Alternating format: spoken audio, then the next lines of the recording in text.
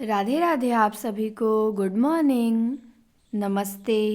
मैं नम्रता आप सभी का हार्दिक स्वागत करती हूँ अपने चैनल पे। तो ये 44 नंबर की 44 नंबर की हमारी क्लास है गोविंद पांडे की बुक पे। 43 क्लासें हमने देख ली है और आज हमको देखना था प्रयोगवाद कवियों की पंक्तियाँ। कल हमने रचनाएं देखा था सब। आज हम क्या देखेंगे? पंक्तियाँ देखेंगे। तो पंक्तियों के क्रम में सबसे पहले हैं अज्ञे जी।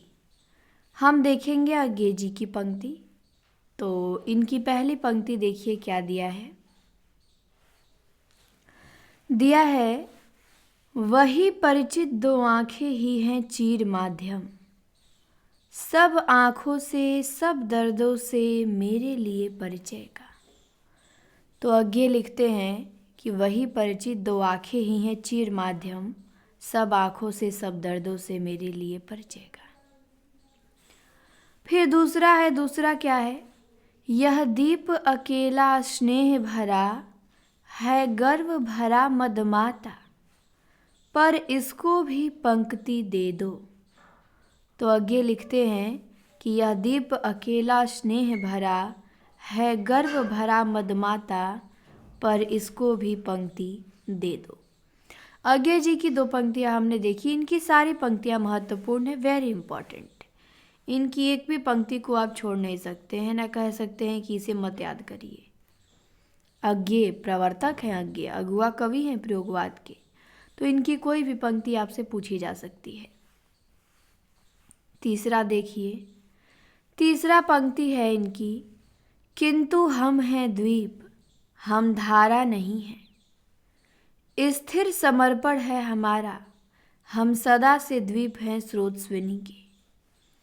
तो अज्ञे जी लिखे हैं कि हम हैं द्वीप हम धारा नहीं हैं, और हमारा समर्पण स्थिर है, हम सदा से द्वीप हैं स्रोत स्विनी के।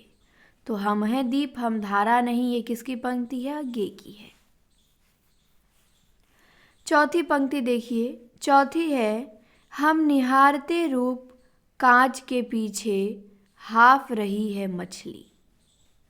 अज्ञे जी लिखते हैं कि हम तो निहारते ही रह गए रूप को, कि कांच के पीछे मछली कितनी सुंदर लगती है। जाते हैं जब देखेंगे तो सजा के सब रखा रहता है, लेकिन उसके पीछे मछली हाँफ रही है, उसका दम घुट रहा है, ये कोई नहीं देख रहा है, हम निहारते ही रह गए।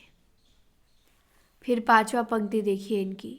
पांचवा पंक्ति है साप कविता, इनकी व्यंग्यात्मक कविता है। उसी कविता में लिखते हैं कि साप तुम सभ्य तो हुए नहीं, नगर में बसना भी तुम्हें नहीं आया, तब कैसे सीखा डसना और विष कहाँ से पाया।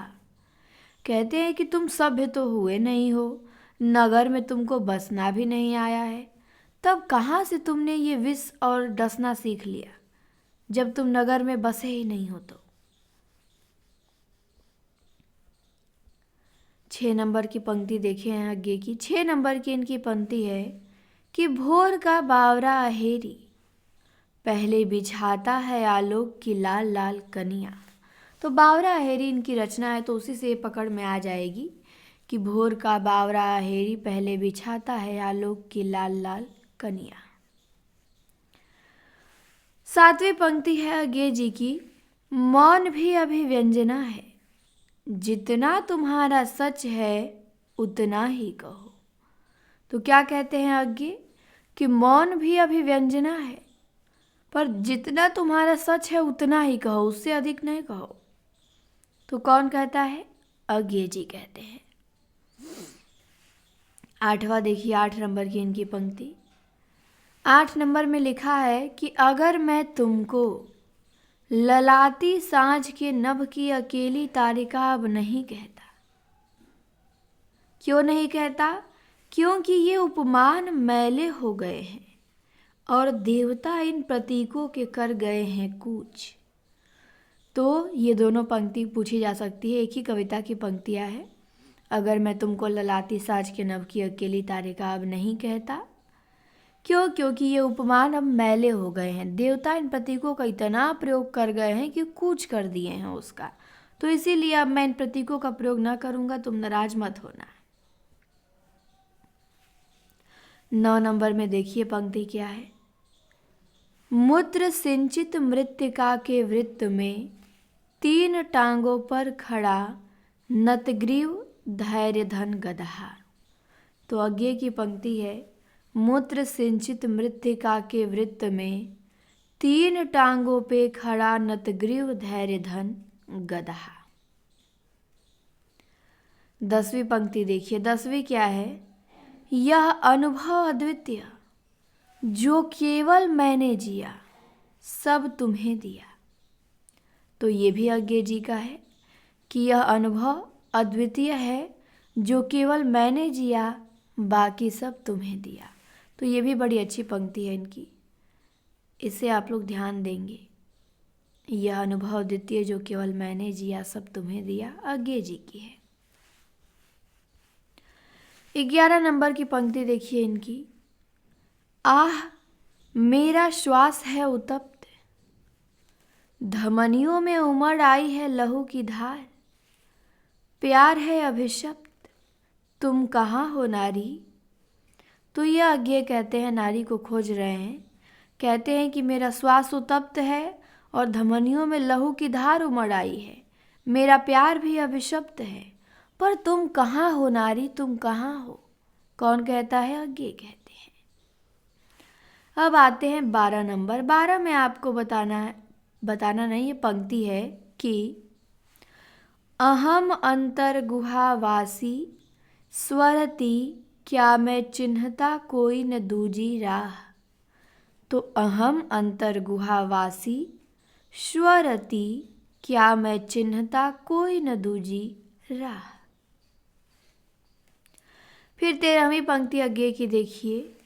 वंचना है चांदनी, झूठ वह आकाश का निरवधि गहन विस्तार, शिशिर की राका निशा की शांति है निस्सार। तो वंचना है चांदनी, झूठ वह आकाश का निरवधि गहन विस्तार, शिशिर का राका निशा की शांति है निस्सार। ये भी अगेजी की पंक्ति है। 14वीं पंक्ति अगेजी की जो अंतिम है यहाँ पे दिया गया, क्या है कि एक तीक्ष्ण अपांग से कविता उत्पन्न हो जाता है, एक चुंबन में प्रणय फलीभूत हो जाता है, पर मैं अखिल विश्व का प्रेम खोजता फिरता हूँ, क्योंकि मैं उसके असंख्य हृदयों का गाथाकार हूँ।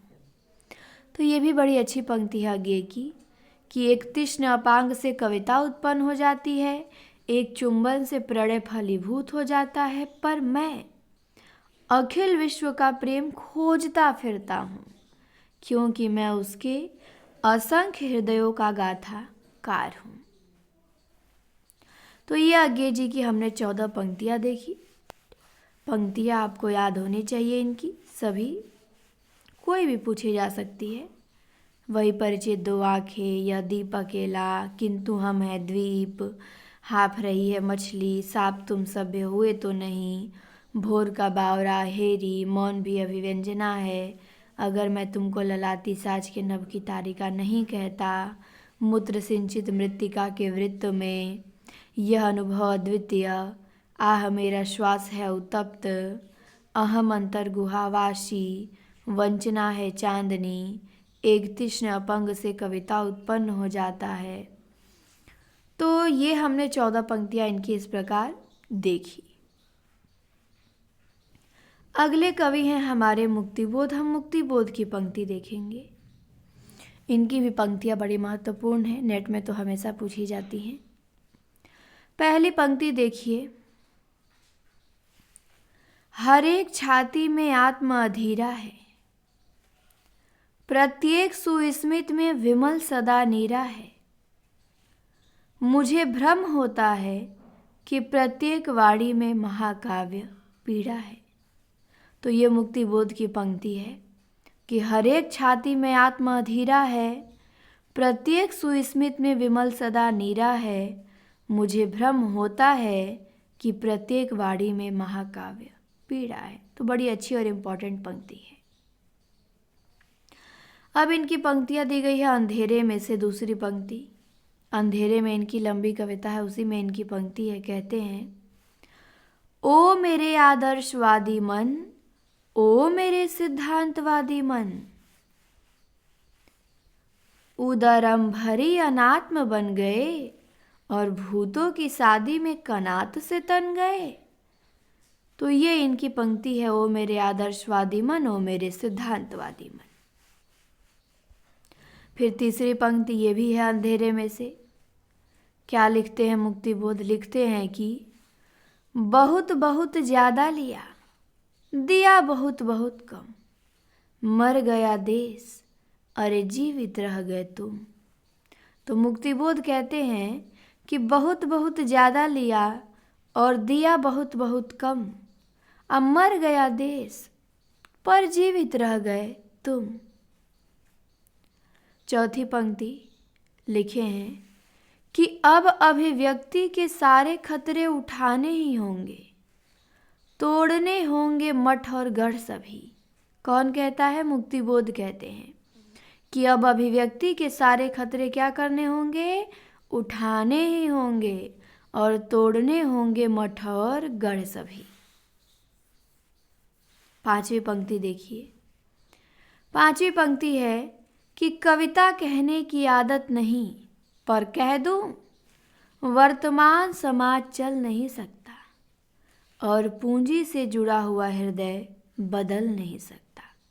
तो मुक्तिबोध लिखते हैं कि कविता कहने की तो आदत नहीं है, पर कह देता हूँ कि वर्तमान समाज ये जो है वो चल नहीं पाएगा और पूंजी से जुड़ा हुआ हृदय बदल नहीं पाएगा।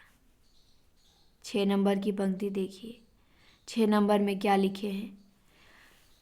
खोजता हूँ पठार पहाड़ समुंदर, जहाँ मुझे मिल सके मेरी वह खोई हुई परम अभिव्यक्ति अनिवार्य आत्मसंभवा।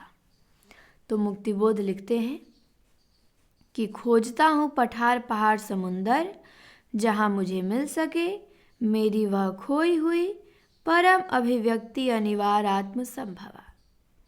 फिर कविता कहने की आदत नहीं, पर कह दो, ये भी मुक्तिबोध का। अब अभिव्यक्ति के सारे खतरे उठाने होंगे, ये भी मुक्तिबोध का। बहुत बहुत ज़्यादा लिया, दिया बहुत बहुत कम, ये भी मुक्तिबोध का। ओ मेरे आदर्शवादी मन, ओ मेरे सिद्धांतवादी मन, ये भी मुक्तिबोध का। तो मुक्तिबोध की 6 पंक्तियां हमने देखी। अब हम देखेंगे शमशेर बहादुर सिंह की। आगे का देखा 14, मुक्तिबोध की 6 देखा। अब आते हैं शमशेर बहादुर सिंह। इनकी भी पंक्तियां महत्वपूर्ण हैं, पर इनकी पंक्तियां आसान आसान है क्योंकि इनकी उसी नाम से रचना भी है। लिखते हैं कि चुका भी हूँ मैं नहीं, कहाँ किया मैंने प्रेम अभी, जब करूँगा प्रेम पिघल उठेंगे युगों के भूधर, उफन उठेंगे 7 सागर, किंतु मैं हूँ मौन आज। तो शमशेर कहते हैं कि चुका भी नहीं हूँ मैं, और अभी मैंने प्रेम किया ही कहाँ है।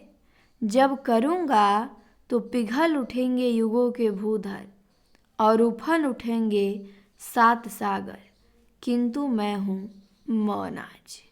तो ये शमशेर कहते हैं। दूसरी पंक्ति देखिए। एक पीली शाम इनकी कविता भी है, चूका भी हूँ मैं नहीं इनका कवि, ये भी कविता है।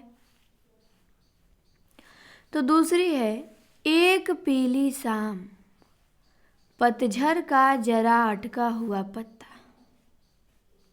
एक पीली शाम पतझड़ का जरा अटका हुआ पत्ता, अब गिरा वह अटका हुआ आंसू, संध्या तारक सा अतल में। तीसरी पंक्ति इनकी क्या है? तीसरी पंक्ति लिखते हैं कि बात बोलेगी हम नहीं, भेद खोलेगी बात ही। कहते हैं शमशेर कि बात बोलेगी हम नहीं बोलेंगे, और भेद खोलेगी तो बात ही खोलेगी। चौथी देखिए। चौथी क्या है? घिर गया है समय का रथ कहीं, लालिता से मढ़ गया है राग, भावना की तुंग लहरे पंथ अपना अंत अपना जान, रोलती हैं मुक्ति के उद्गार। खोलती है होना चाहिए, खोलती हैं मुक्ति के उद्गार। तो घिर गया है समय का रथ कहीं, लालिता से मढ़ गया है राग। भावना की तुंग लहरे, पंथ अपना अंत अपना जान, खोलती हैं मुक्ति के उद्गार। पांचवी पंक्ति पे आते हैं। देखिए इसमें क्या दिया है, शमशेर की पंक्ति है। लिखे हैं कि हाँ तुम मुझसे प्रेम करो, जैसे मछलियाँ लहरों से करती हैं, जिनमें वह फंसने नहीं आती, जैसे हवाएं मेरे सीने से करती हैं, जिसको वह गहराई तक दबा नहीं पाती। तुम मुझसे प्रेम करो जैसे मैं तुमसे करता हूँ। तो शमशेर ने लिखा है कि हाँ तुम मुझसे प्रेम करो जैसे मछलियाँ लहरों से करती हैं, जिनमें वो फंसने नहीं आती, जैसे हवाएं मेरे सीने से करती हैं, जिसको वह गहराई तक दबा नहीं पाती। और तुम मुझसे प्रेम करो जैसे मैं तुमसे करता हूँ। तो ये शमशेर की 5 पंक्तियाँ हमने देखी। सभी पंक्तियाँ इनकी इम्पॉर्टेंट है और सभी आसान आसान है। घिर गया है समय का रथ कहीं, लालिता से मढ़ गया है राग, ये भी ध्यान देना है। इसके बाद आते हैं भवानी प्रसाद मिश्र, इनकी पंक्ति देखेंगे। तो भवानी प्रसाद मिश्र की पहली पंक्ति है, जी हाँ हुजूर मैं गीत बेचता हूँ, मैं तरह तरह के गीत बेचता हूँ। कौन कहते हैं? भवानी कहते हैं कि जी हाँ हुजूर मैं गीत बेचता हूँ, मैं तरह तरह के गीत बेचता हूँ। दूसरी देखिए, दूसरी पंक्ति है भवानी की, टूटने का सुख बहुत प्यारे बंधनों को आज झटका लग रहा है, टूट जाएंगे कि मुझको आज खटका लग रहा है। तो टूटने का सुख इनकी कविता है, उसी से है कि टूटने का सुख बहुत प्यारे बंधनों को आज झटका लग रहा है और टूट जाएंगे क्योंकि आज खटका लग रहा है। तीसरी पंक्ति देखिए इनकी है भवानी की, सतपुड़ा के घने जंगल नींद में डूबे हुए से ऊँघते अनमने जंगल। तो सतपुड़ा के घने जंगल नींद में डूबे हुए से ऊँघते अनमने जंगल। ये तीसरी पंक्ति है। चौथी पंक्ति देखिए भवानी की, चौथी पंक्ति है इनकी, फूल लाया हूँ कमल के क्या करूँ इनका, पसारे या पांचल छोड़ दूँ हो जाएगा जी हल्का। तो भवानी प्रसाद लिखे हैं कि फूल लाया हूँ कमल के पर क्या करूँ इनका, आप आंचल पसारे तो छोड़ दूँ हो जाएगा जी हल्का। तो 4 पंक्तियाँ भवानी ने लिखी है, जी हाँ हुजूर गीत बेचता हूँ, टूटने का सुख, सतपुड़ा के जंगल और फूल लाया हूँ कमल के। तो भवानी की भी हमने 4 पंक्तियाँ देखी। इसके बाद आते हैं धर्मवीर भारती, इनकी भी 3 पंक्तियाँ दी गई हैं, इसको भी देख लेते हैं। पहली पंक्ति है धर्मवीर की, सृजन की थकान भूल जा देवता, अभी तो पड़ी है धराध बनी। कौन कहता है? धर्मवीर भारती कहते हैं कि सृजन की थकान भूल जा, अभी तो पड़ी है धराध बनी। दूसरी देखिए, इन फिरोजी होठों पे बर्बाद मेरी जिंदगी। ये भी धर्मवीर भारती का है। कहते हैं कि इन फिरोजी होठों पे मेरी जिंदगी क्या हो गई? बर्बाद हो गई। फिर देखिए तीसरा क्या कहते हैं पंक्ति, लिखते हैं कि अगर मैंने किसी के होठ के पाटल कभी चूमे, अगर मैंने किसी के नैन के बादल कभी चूमे, महज इससे किसी का प्यार मुझ पर पाप कैसे हो, महज इससे किसी का स्वर्ग मुझ पे शाप कैसे हो। तो ये धर्मवीर भारती लिखते हैं। इनकी 3 पंक्तियाँ हैं, सृजन की थकान भूल जा देवता, फिरोजी होठों पे और अगर मैंने किसी के होठ के पाटल कभी चूमे हो। तो 3 पंक्तियां धर्मवीर भारती जी की हैं। अब आते हैं रघुवीर सहाय। रघुवीर सहाय की हम पंक्ति देखेंगे तो पहली पंक्ति देखिए, इनकी भी सभी पंक्तियां महत्वपूर्ण हैं। पहली पंक्ति है, राष्ट्रगीत में भला कौन वह भारत भाग्य विधाता है। राष्ट्रगीत में गाते हैं ना, भारत भाग्य विधाता जय हो, तो वही कहते हैं रघुवीर सहाय कि राष्ट्रगीत में भला कौन वह भारत भाग्य विधाता है। फटा सुथन्ना पहने जिसका गुण हर चरना गाता है। फिर दूसरी पंक्ति देखिए, रघुवीर की दूसरी पंक्ति में क्या लिखते हैं? लिखते हैं कि मैं अपनी एक मूर्ति बनाता हूँ और एक ढहाता हूँ, और आप कहते हैं कि कविता की है। कहते हैं रघुवीर सहाय कि मैं कविता नहीं करता हूँ, मैं तो अपनी ही एक मूर्ति बनाता हूँ, फिर उसी को ढहाता हूँ, और इसी को आप लोग कहते हैं कि रघुवीर ने कविता की है। तीसरी पंक्ति देखिए, ये भी बड़ी सुपर मोस्ट पंक्ति है रघुवीर सहाय की। लिखे हैं, कितना अच्छा था छायावादी, एक दुख लेकर वह गान देता था। कितना कुशल था प्रगतिवादी, हर दुख का कारण पहचान लेता था। तो रघुवीर सहाय की ये तीसरी पंक्ति है, बड़ी मोस्ट है कि कितना अच्छा था छायावादी, एक ही दुख लेके वह गान देता था, लेकिन प्रगतिवादी तो बड़ा कुशल था, वो तो हर दुख का कारण भी पहचान लेता था। तो ये रघुवीर सहाय की पंक्तियां हैं। अब आते हैं हमारे सक्सेना। इनकी भी सभी पंक्तियां मोस्ट हैं, इनकी भी 3 ही पंक्तियां दी गई हैं, ज़्यादा नहीं दी गई हैं, और तीनों बहुत महत्वपूर्ण हैं। कोई भी पूछा जा सकता है आपसे, बल्कि पूछा भी जा चुका है इनमें से। तो पहली पंक्ति सक्सेना की देखिए, लिखे हैं, लीक पर वे चलें जिनके चरण दुर्बल और हारे हैं, हमें तो हमारी यात्रा से बने ऐसे अनिर्मित पंथ प्यारे हैं। सक्सेना कहते हैं कि लीक पर तो वे चलें जिनके चरण दुर्बल हैं और हार गए हैं, पर हमें तो हमारी यात्रा से बने ऐसे अनिर्मित पंथ प्यारे हैं। दूसरी पंक्ति सक्सेना की, लोकतंत्र को जूते की तरह लाठी में लटकाए, भागे जा रहे हैं सभी सीना फुलाए। तो ये भी सक्सेना ने लिखा है कि लोकतंत्र को जूते की तरह लाठी में लटकाए और भागे जा रहे हैं सभी सीना फुलाए। तीसरी पंक्ति देखिए सक्सेना की क्या है, लिखे हैं, मैं नया कवि हूँ। क्या लिखते हैं सक्सेना कि मैं नया कवि हूँ, इसी से जानता हूँ सत्य की चोट बहुत गहरी होती है। तो सक्सेना कहते हैं कि मैं नया कवि हूँ और मैं इसी से जानता हूँ कि सत्य की चोट बहुत गहरी होती है। तो सक्सेना की 3 पंक्तियाँ हमने देखा। अब आते हैं केदारनाथ सिंह। केदारनाथ सिंह की भी 2 ही पंक्तियाँ यहाँ दी गई हैं।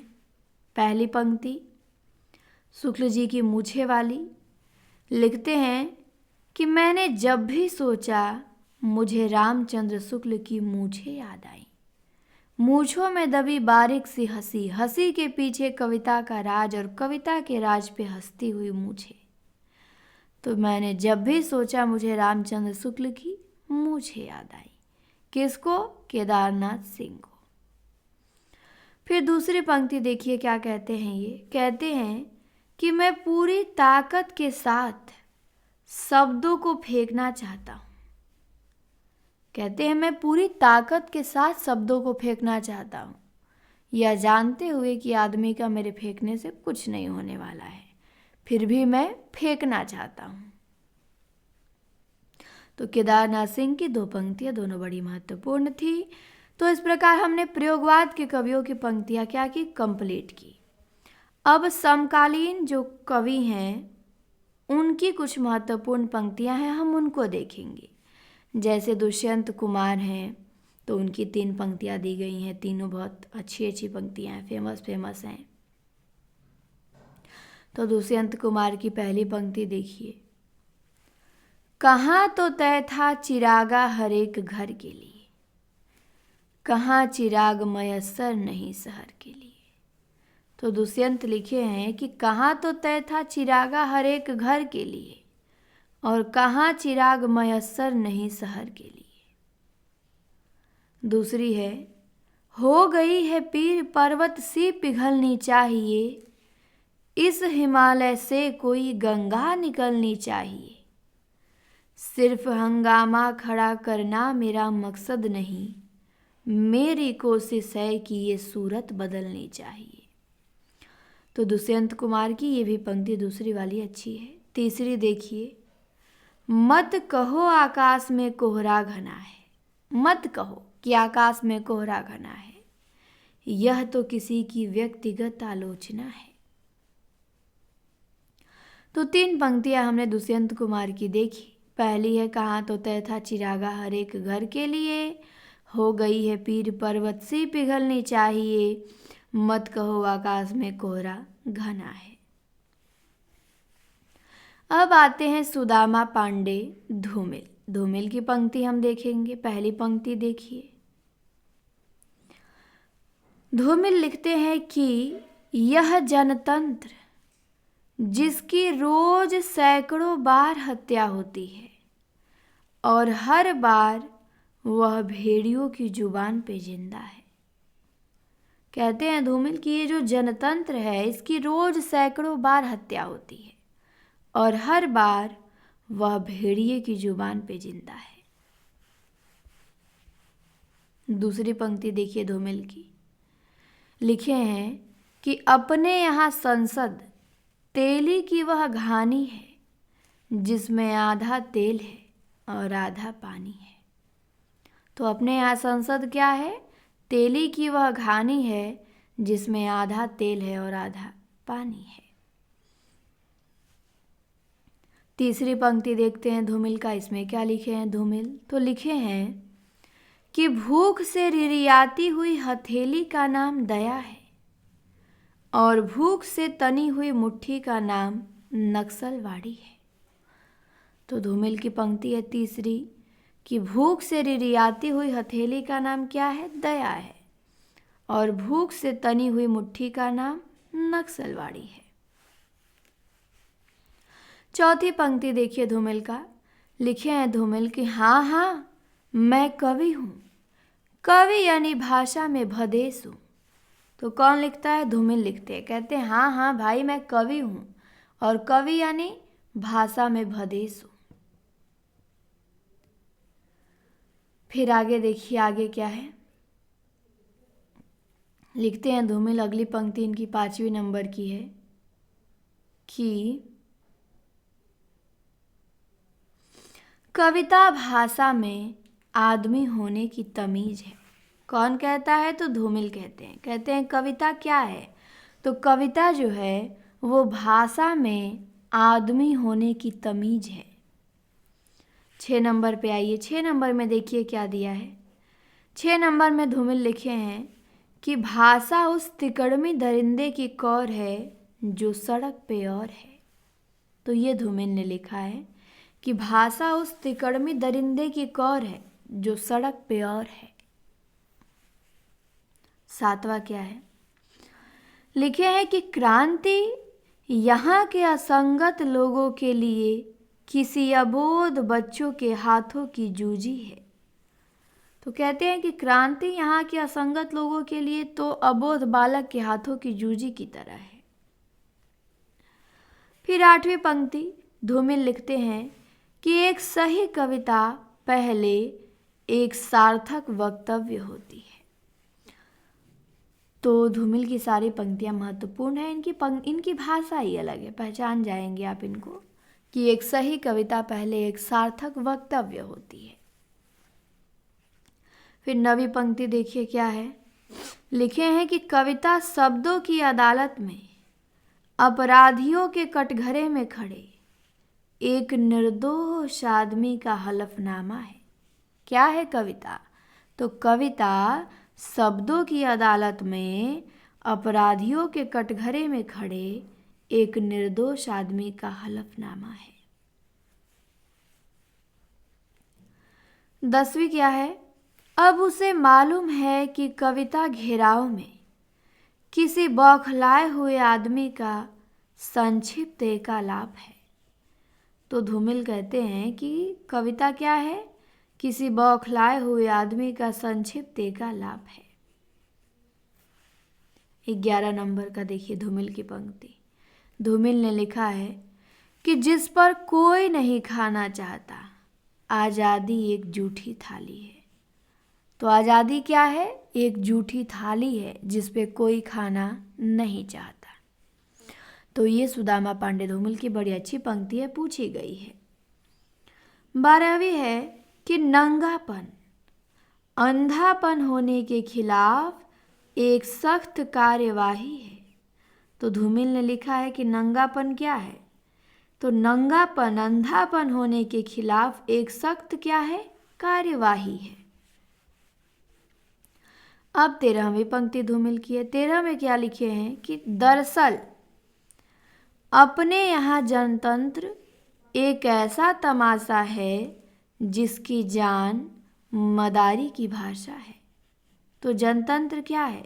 एक तमाशा है और उसकी जान मदारी की भाषा है। 14 में देखिए, 14 में लिखते हैं धूमिल कि मेरी निगाह में न कोई छोटा है न बड़ा है, मेरे लिए हर आदमी एक जोड़ी जूता है जो मेरे सामने मरम्मत के लिए खड़ा है। तो धूमिल कहते हैं कि मेरे लिए कोई छोटा बड़ा नहीं है, मेरे लिए तो हर आदमी एक जोड़ी जूता है जो मेरे सामने मरम्मत के लिए खड़ा है। तो हमने 14 पंक्तियां धूमिल की इस प्रकार देखी, 14 इम्पॉर्टेंट है। और इस प्रकार समकालीन कवियों की भी पंक्तियां हमने पूरी किया। प्रयोगवाद कवियों की भी पंक्तियां देखा, समकालीन कवियों की भी पंक्तियां देखा। अब हमारा स्टार्ट होता है नवगीत। नवगीत होगा, फिर छायावदोत्तरकालीन ब्रजभाषा काव्य होगा, फिर हिंदी गजल होगा। तो नवगीत हम थोड़ा सा देख लेते हैं। चलिए, दिया है कि हिंदी में नवगीत परंपरा का आरंभ राजेंद्र प्रसाद सिंह द्वारा सन 1958 में संपादित गीतांगनी शीर्षक नवगीत संकलन से माना जाता है। तो हिंदी में नवगीत का प्रारंभ किससे माना जाता है? तो राजेंद्र प्रसाद सिंह ने 1958 में गीतांगनी का संपादित किया जो नवगीत संकलन है, इसी से नवगीत का आरंभ माना जाता है। 1958 डेट याद रखेंगे और गीतांगनी को याद रखेंगे, इसके संपादक राजेंद्र प्रसाद सिंह हैं। डॉक्टर गणपति चंद्र गुप्त ने राजेंद्र प्रसाद सिंह को हिंदी नवगीत का प्रवर्तक माना है, ये भी ध्यान देंगे। नवगीत के प्रवर्तक राजेंद्र प्रसाद सिंह हैं। किसने माना है? तो गणपति चंद्र गुप्त ने माना है।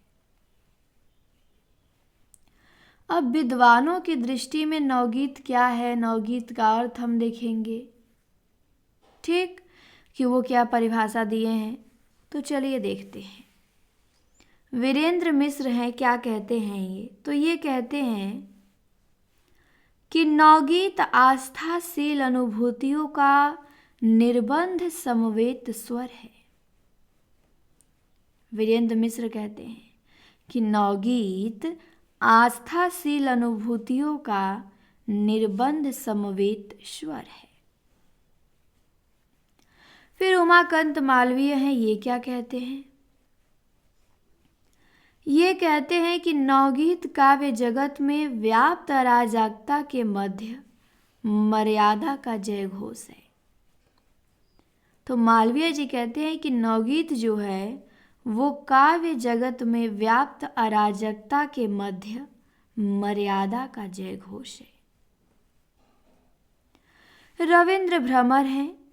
रविंद्र भ्रमर क्या कहते हैं? तो ये कहते हैं कि नवगीत रागात्मक चेतना का पर्याय है।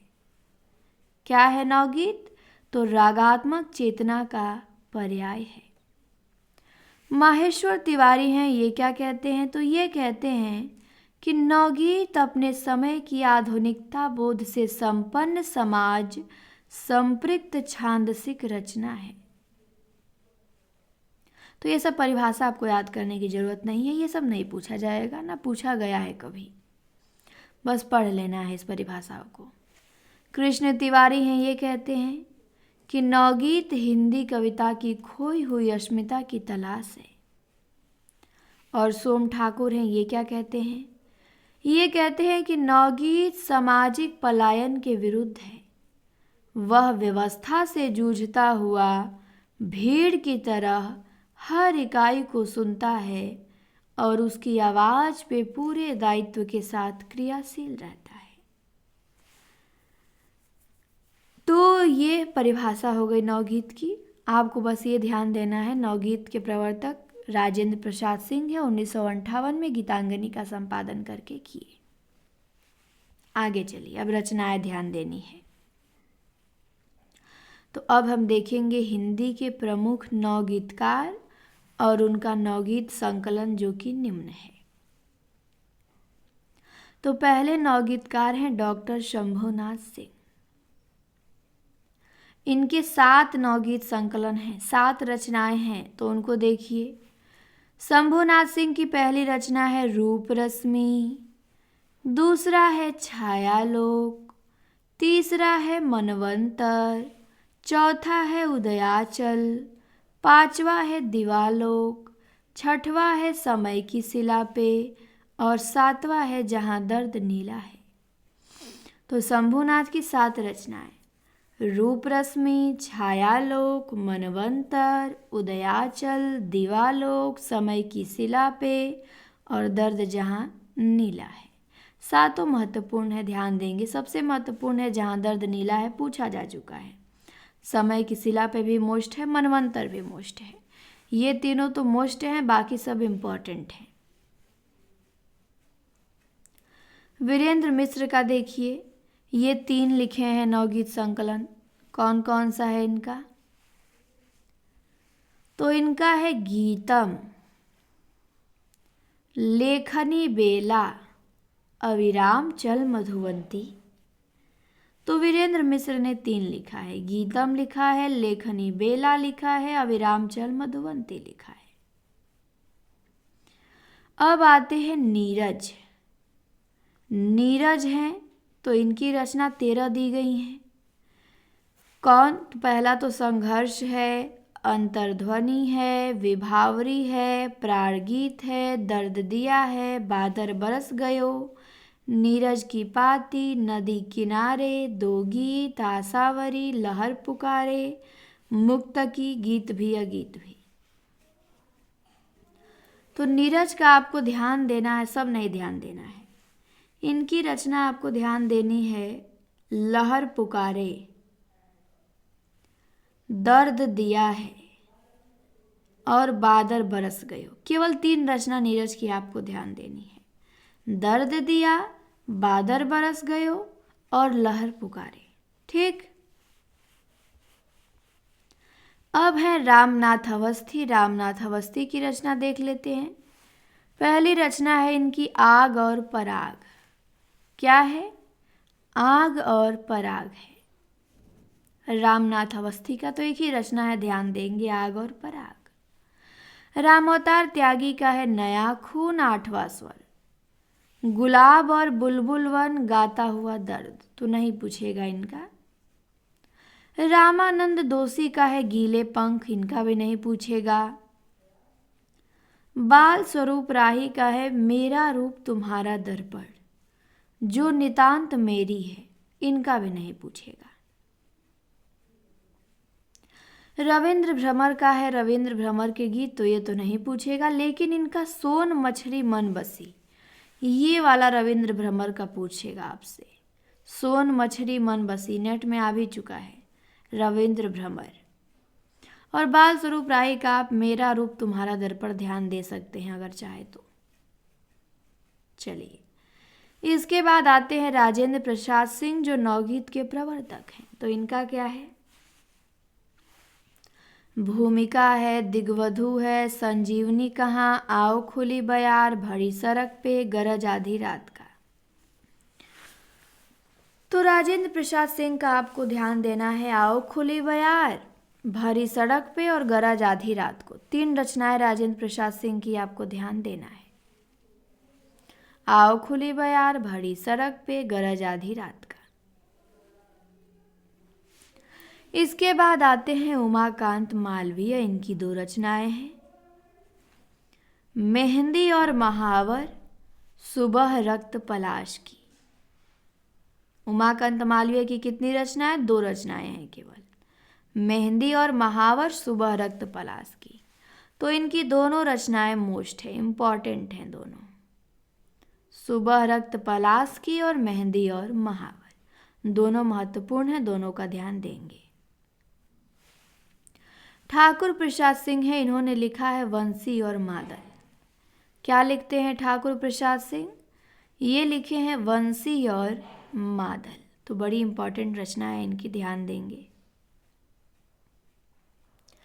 फिर देवेंद्र शर्मा इंद्र हैं, इन्होंने लिखा है पथरीले शोर में, पंख कटी महराबे, कुहरे की प्रत्यंचा, यात्रा में साथ साथ।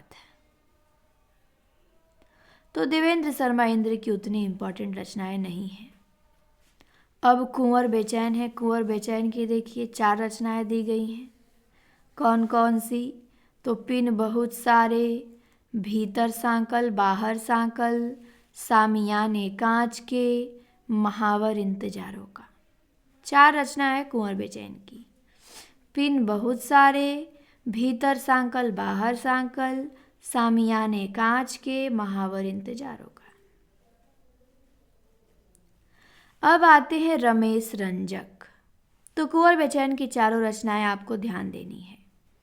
रमेश रंजक का है किरणों के पाँव, गीत बिहग उतरा, हरापन नहीं टूटेगा, मिट्टी बोलती है, इतिहास दोबारा लिखो।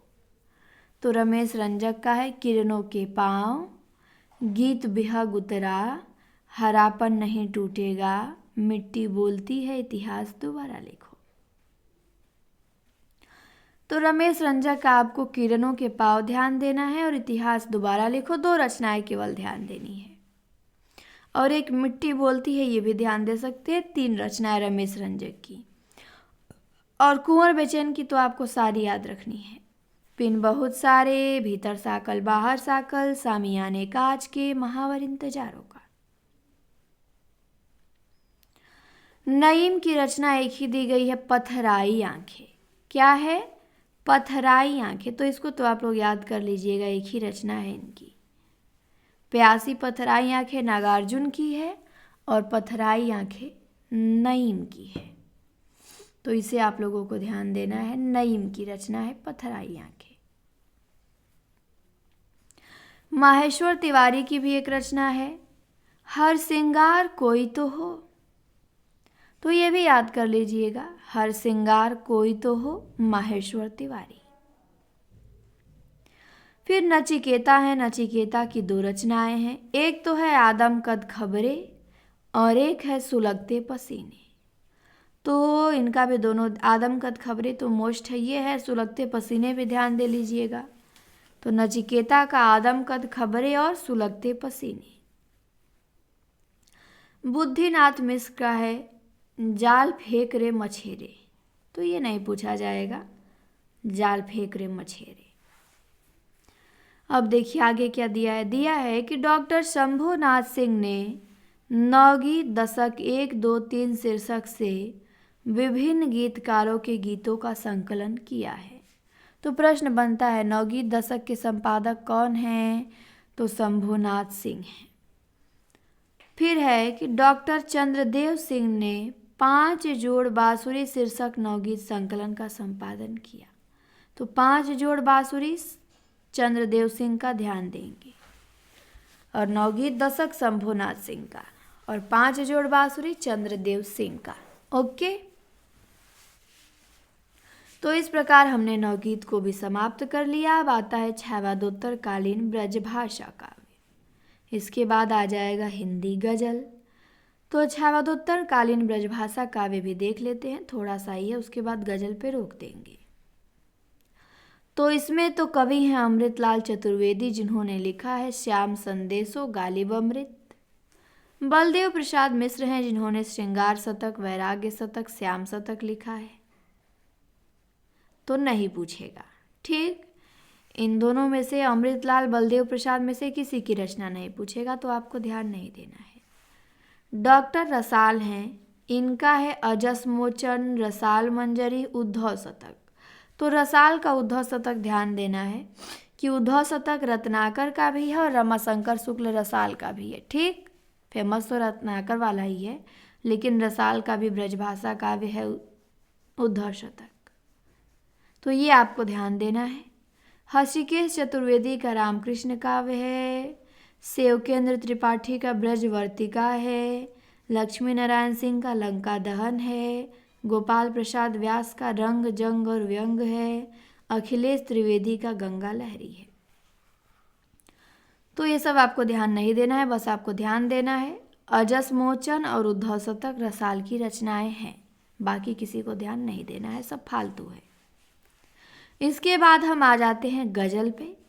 तो अगली क्लास में हम गज़ल देखेंगे और दलित कविता देखेंगे, बस हमारा क्या हो जाएगा, समाप्त हो जाएगा। तो एक और छोटी सी क्लास होगी और उसमें हमारा ये सब क्या हो जाएगा, समाप्त हो जाएगा। तो थोड़ी देर बाद ही आपको वो भी क्लास मिल जाएगी, दूसरी क्लास भी। आज ही हम गोविंद पांडे को क्या कर देंगे, समाप्त कर देंगे, जो इनका है गद्य विधा पे आ जाएंगे हम लोग कल से। नाटक दिया है, निबंध दिया है, उपन्यास, कहानी, इसको अब हम लोग पढ़ने लगेंगे। अब हमारा आदिकाल से नई कविता, गज़ल, नवगीत सब हमारा समाप्त हो जाएगा 45 क्लासों में, ठीक। तो शीघ्र ही मिलेंगे नेक्स्ट क्लास में। क्लास देखने के लिए आप सभी को बहुत बहुत धन्यवाद। क्लास को खूब शेयर करें, पहली बार जुड़े हों सब्सक्राइब करें, पीछे की क्लास ना देखे हों तो प्लेलिस्ट में जाके देख सकते हैं। इस क्लास को यहीं पे समाप्त किया जाता है।